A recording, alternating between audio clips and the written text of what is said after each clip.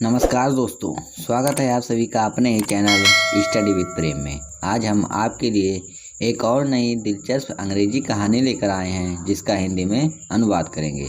इस वीडियो में हम जानेंगे कि इसमें कौन सा टेंस इस्तेमाल हुआ है और इसका सही अनुवाद कैसे किया जाएगा। इसके साथ ही आपको कहानी में कुछ नए और उपयोगी वोकैबुलरी भी सीखने को मिलेगी जो आपकी अंग्रेजी को और बेहतर बनाएगी।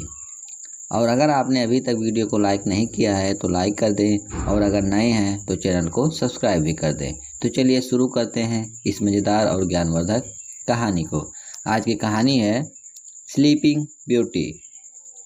वंस अपॉन अ टाइम यानी कि एक समय की बात है, a daughter was born to a king.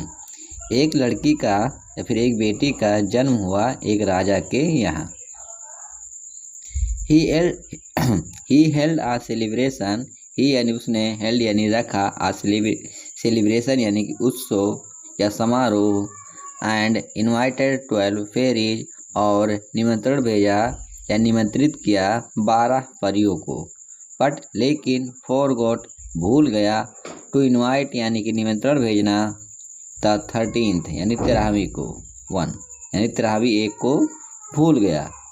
Angered at this यानी कि इस पर क्रोधित होकर, द फेरी सेड उस परी ने कहा, ऑन हर 15th बर्थडे यानी कि उसके 15वें जन्मदिन पर, the princess would be pricked with a spindle and die.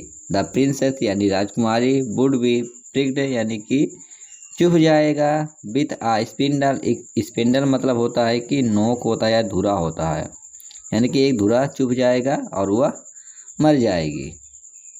The king and queen were shocked यानी कि राजा और रानी भयभीत हो गए, शॉक्ड यानी भयभीत हो गए।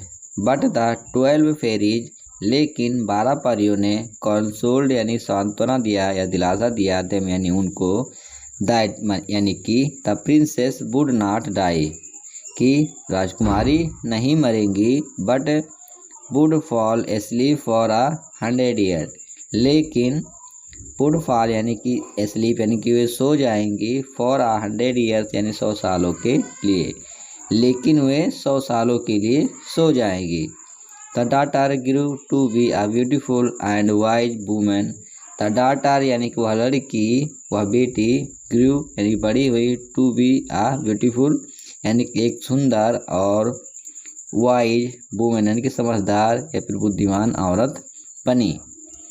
अनफॉर्चुनेटली यानी दुर्भाग्य से, ऑन हर 15th बर्थडे उनके 15वें जन्मदिन पर, द फेरीज वर्ड्स यानी फेरीज जो परी थी उसके वर्ड यानी जो शब्द थे,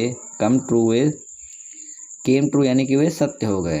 द प्रिंसेस एक्सीडेंटली यानी कि राजकुमारी दुर्भाग्य से या फिर दुर्घटनावश, प्रिक्ड यानी चुभ गया, हर फिंगर यानी उनकी उंगली में, विथ आ स्पिंडल यानी कि एक नोक, यानी कि एक्सीडेंटली दुर्भाग्य से, या फिर आप ऐसे भी कह सकते हैं कि अचानक से राजकुमारी की उंगली में एक नोक चुभ गया। सून आफ्टर ने जल्द ही इसके बाद, सी एंड द होल किंगडम वह और पूरा राज्य, फेल एस्लीप सो गया, for uh very long time एक बहुत लंबे समय के लिए।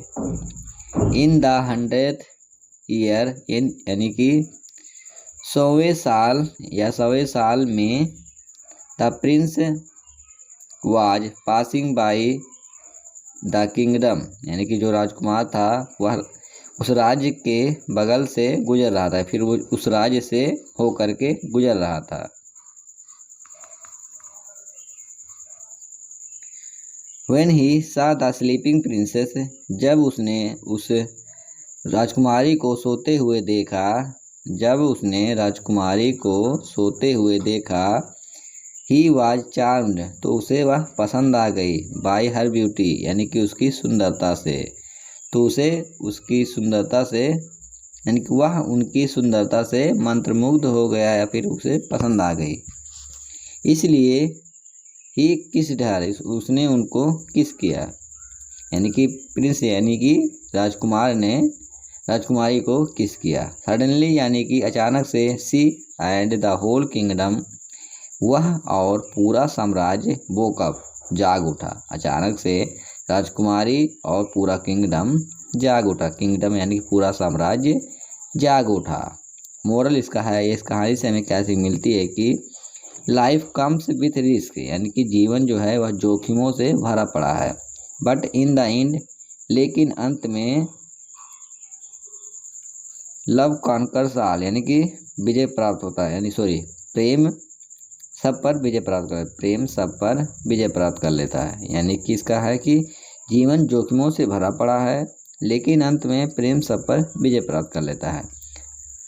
तो दोस्तों, उम्मीद है आपको यह कहानी और इसका हिंदी अनुवाद समझ में आया होगा। अगर आपको यह वीडियो पसंद आया तो इसे लाइक और शेयर ज़रूर करें और चैनल को सब्सक्राइब करना ना भूलें, ताकि ऐसी ही वीडियो आपके लिए हम ला सकें। आपके सुझाव और सवाल कमेंट बॉक्स में ज़रूर लिखें, मैं उनका जवाब देने का प्रयास करूँगा। जय हिंद।